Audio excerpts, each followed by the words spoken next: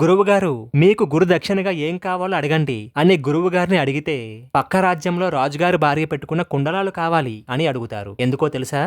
ఆ రోజుల్లో ఒకానొక గురుకులంలో పైలుడు అనే పేరు కలిగిన గురువు ఉండేవాడు. ఆయన దగ్గర ఎంతో మంది వేద విద్యను అభ్యసించారు. ఆ గురుకులంలో చదువుకునే విద్యార్థులందరికీ కావాల్సిన సదుపాయాలన్నీ ఆ దేశాన్ని పాలించే రాజు ఏర్పాటు చేసేవాడు. తన దగ్గర చదువుకోవడానికి వచ్చిన విద్యార్థులందరినీ తన కన్న బిడ్డల్లా భావించి వారి వారి అభిరుచుల ప్రకారం వారికి ఏ విద్య మీద అభిరుచి ఉన్నదో ఆ విద్యనే వారికి బోధించేవాడు. ఆ గురుకులంలోనే పైలుని వద్ద ఉందకుడు అనే శిష్యుడు ఉండేవాడు. ఈ ఉందకుడు విద్య పూర్తి చేసుకుని సాంప్రదాయం ప్రకారం గురువు గారి దగ్గర సెలవు తీసుకునే ముందు చేతులు కట్టుకొని నిలబడి, ఆచార్య, గురు దక్షిణగా ఏమివ్వాలో ఆజ్ఞాపించండి అని అడుగుతాడు. అప్పుడు ఆ గురువు పైలుడు చిరునవ్వు నవ్వి ఆశీర్వదించి, నాయనా ఉందక, నీ వంటి విద్యార్థి దొరకడం నా అదృష్టం.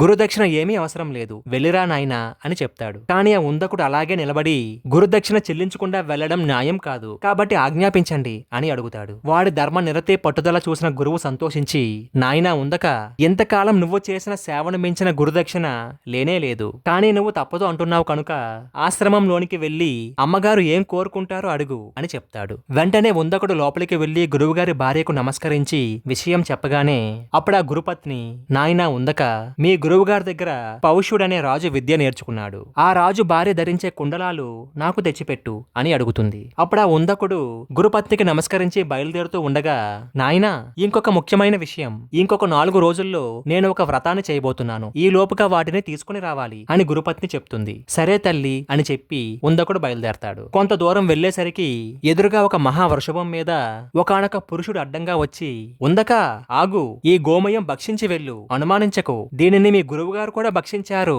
అని చెప్పగానే ఉందకుడు మాట్లాడకుండా అది తిని, పూర్తి వీడియో కోసం కింద ఉన్న లింక్ ని క్లిక్ చేయండి, పూర్తి వీడియో వస్తుంది.